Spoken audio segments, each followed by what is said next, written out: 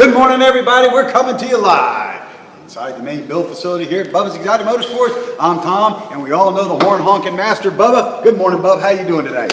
Dude, I'm doing really good so far, man. We have a lot of stuff going on here. There's another one of these rides that is literally rolling out of the BEM facility. We talk about it all the time, how much stuff that's going on.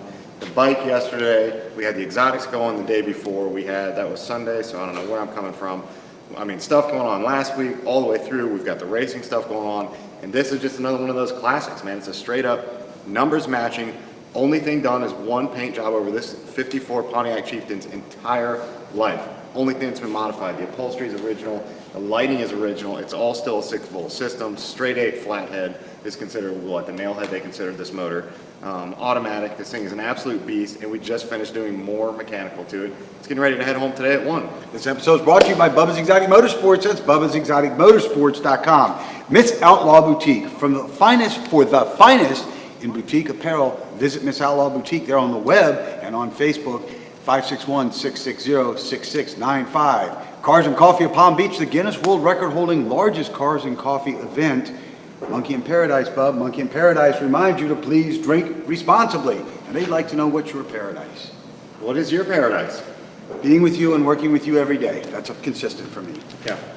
How's that, Bub? That's a great one. Does that work, Bub? Yeah, it works great. Hey, Bub, let's talk a little bit about this 53 Pontiac, 54 Pontiac Chieftain. You've done some things over the years to this car. It is a great, iconic piece of American history. Mm-hmm. You're a big guy. You're a thick, solid guy. But look at the size of this car. It gives you a great to-scale feel for what used to roam the American roads. Yeah, they were big cars, man. It's they were big. They had full-size engines in these things, whether they be a V8 flathead or a straight flathead like this is. They were great. They were powerhouses. They pulled the cars along plenty fine.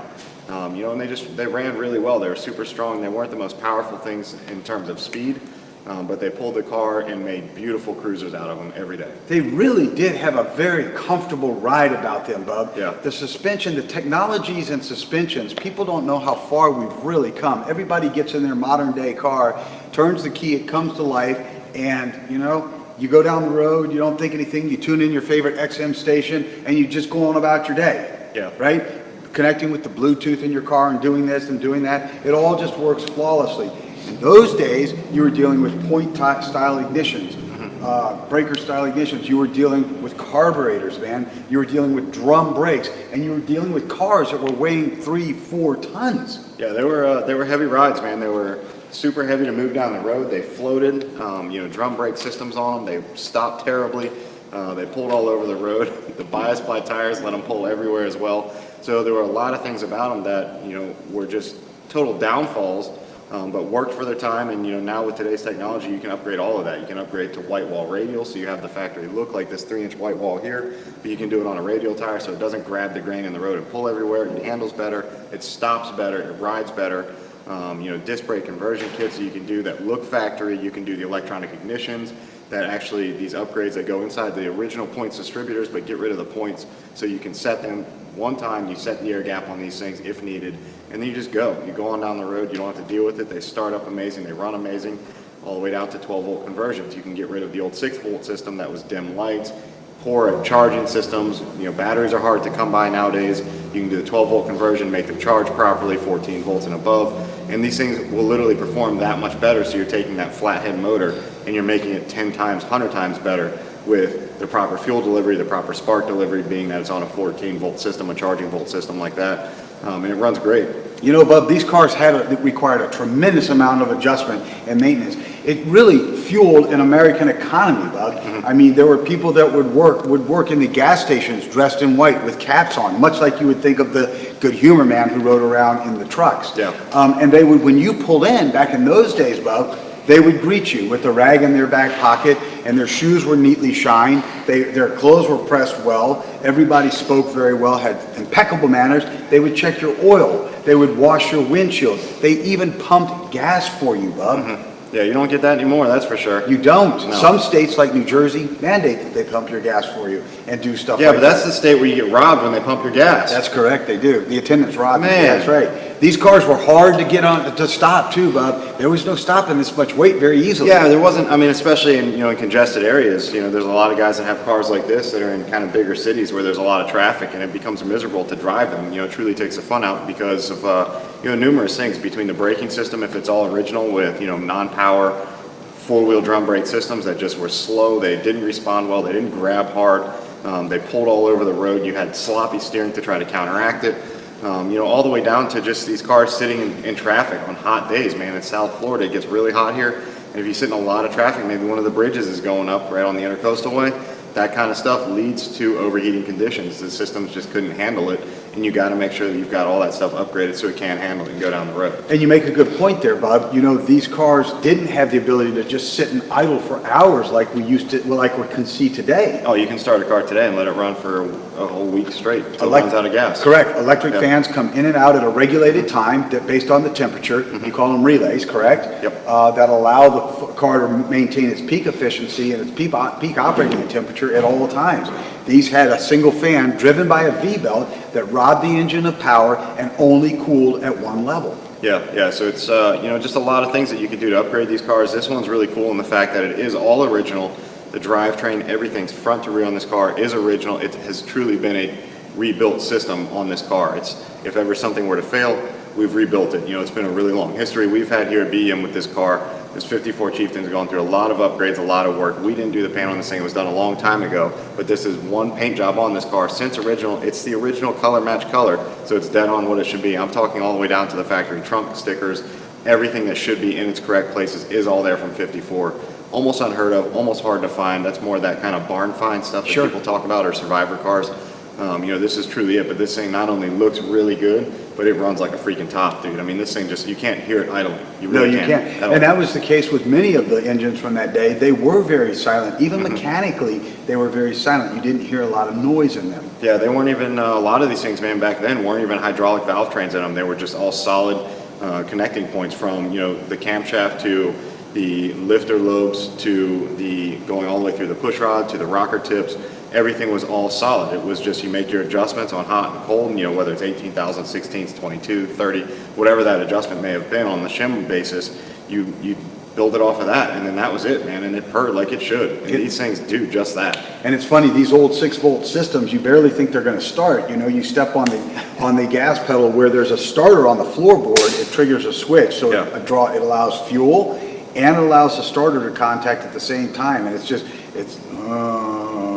and then it catches and goes. Yeah. It's really crazy. It was very iconic, man. It was very different. Your carburetor had to maintain it in a constant state of adjustment, Bob. Your brakes. I mean, if one of the drum brakes was off, the trailing or leading shoe on any one of these corners was off, that car would veer or pull off to one side or the other. Yeah, it's there's a lot of adjustments you had to do with these things. Literally, there were manuals that came with these cars that said your adjustments.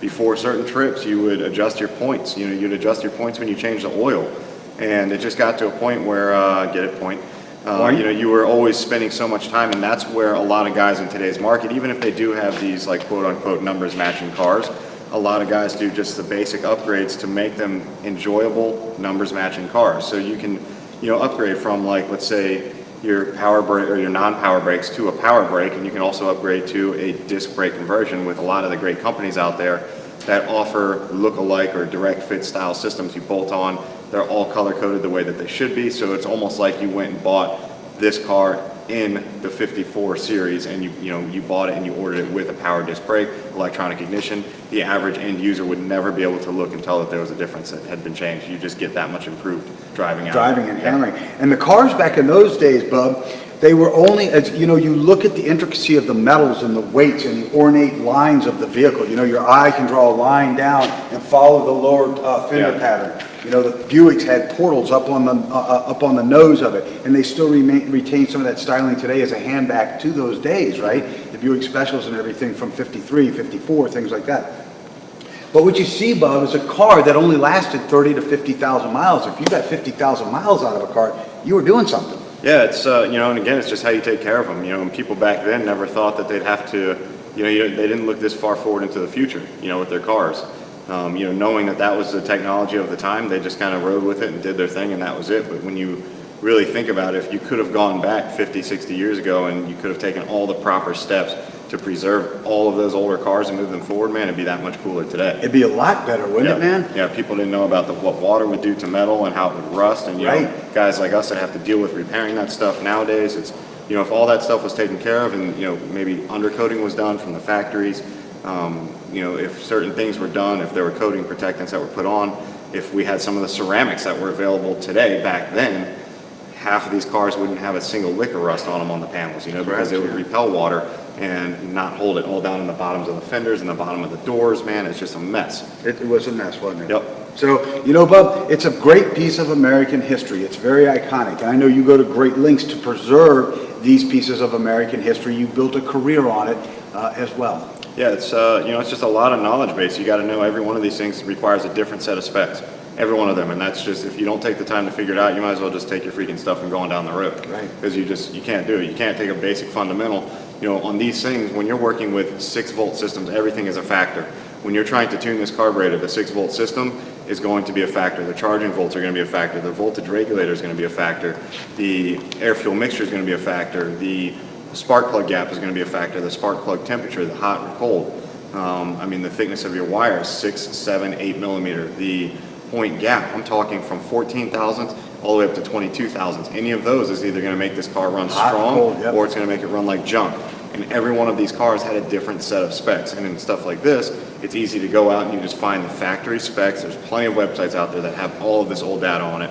You can pull them up, you can pull these old manuals, and I've actually got a whole bunch of the manuals from like 35 all the way to the 80s, so I've got every car covered, which is perfect. But every one of these things having different specs, you can't just go around with this basic, set the points to 16 thousandths. Okay, sure. You might get the car to run, but it may run like crap on this car. It might run really, really good on a Nash, for example. So every one of these things has a different spec. And you had to invest in that, and it was done via books. It wasn't done via computer. No, not at all. In those days, people dressed very nicely with thin ties, black pants, white shirt, and sat at drafting boards all day long to do this. There was no computer, Bub. Yeah, it's just a lot of work. It's a lot of work, man. Yeah. A lot of work.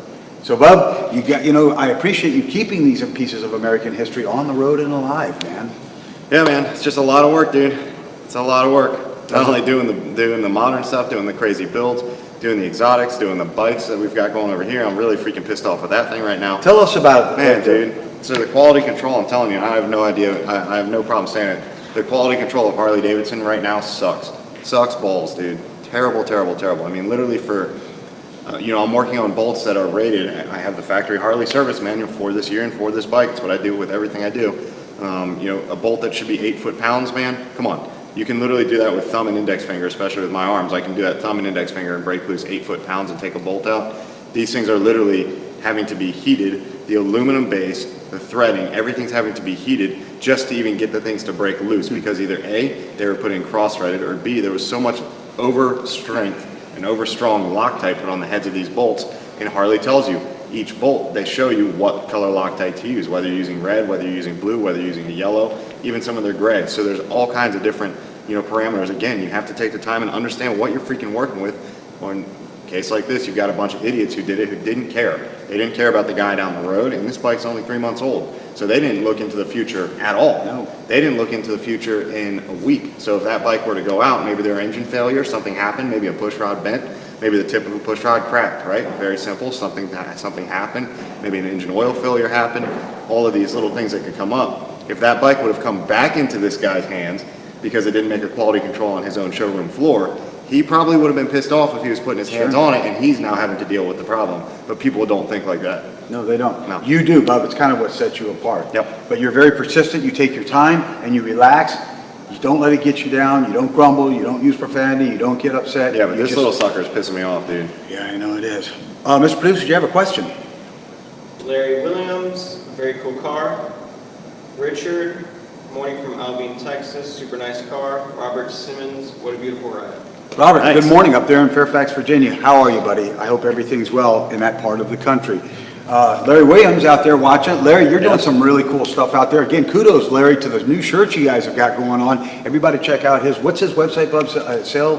So I know his Instagram is Sunnyside and also Sailfish. I think it's Sailfish 40, something like Sailfish that. 40, I go right past it when I click on it. Yeah, exactly. I always click on his Yeah. stuff too. But check out his stuff. One of the best in the business today. Larry up there in Larry Williams up there in Georgia, man. The best upholsterer you're going to find out there. Really He's strong, very dude. good. Really, really good. Absolutely, man. And Richard Olkin out there in Abilene, Texas. How are you doing, sir? I'm glad you're enjoying this episode and the car as well. So, Bub, we're going to jump out of this episode here.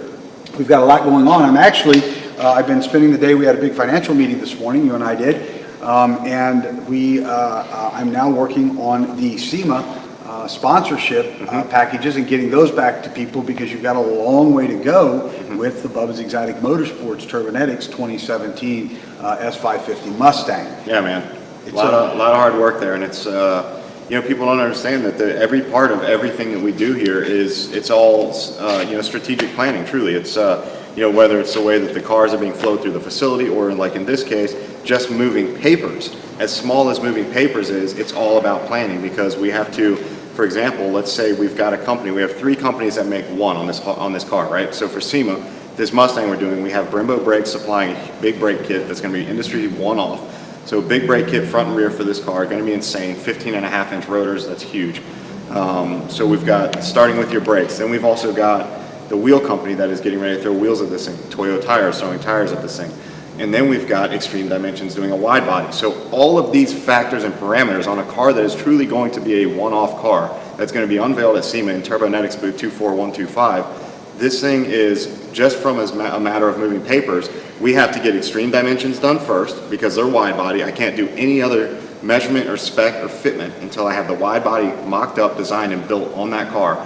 Then I can go ahead and take measurements for what my brake kit's going to be, because typically adding a brake kit to a car, especially with how tight we're running this setup, is going to be an 1/8 inch, sometimes a 1/4 inch thicker or wider, and it can push your wheels out just a touch more. In this case, when I'm working with 3-piece wheels, probably $10,000, $12,000 worth of wheels that are getting cut for this car. 13-inch wide front, 15-inch wide rear. That's huge. It's going to be insane. The stance is going to be sick. The custom tires that are cut for this thing are going to be incredible the way this car looks. But every one of these pieces has to be built in a certain direction as I go through the build, and we're up against the clock from a build standpoint on the wheels and tires. Brembo's got it covered. They've got everything sitting on the shelf. Extreme Dimensions, they've got it on the shelf. But when it comes to getting custom tires and custom wheels built, that's a whole nother ballgame there, and it's 4 to 6 weeks minimum before I even get them off of the mill to coating, because I'm doing these 3 different colors in anodized red. It's going to be a lot of gloss black toning on there, some chrome. It's going to look insane, really pop. And I'll tell you what, man, just getting that step done alone is going to be another 1 to 2 weeks ahead to the 4 to 6, plus getting them here to me from the West Coast. Got another week there. So you're at 7, 8 weeks, and we already know we're up against the clock. I haven't even measured.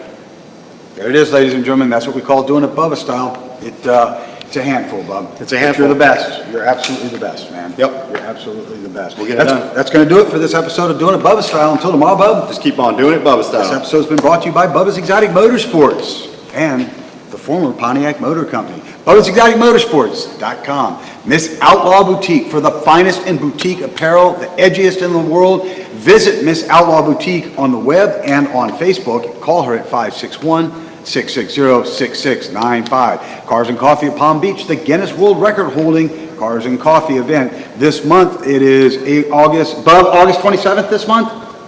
I think the 26th. August 26th. Check your calendars. The last Sunday of the month. Come out and join us. The BEM rally team will be set up again. We're going to be right at the front because it drew such a crowd this month.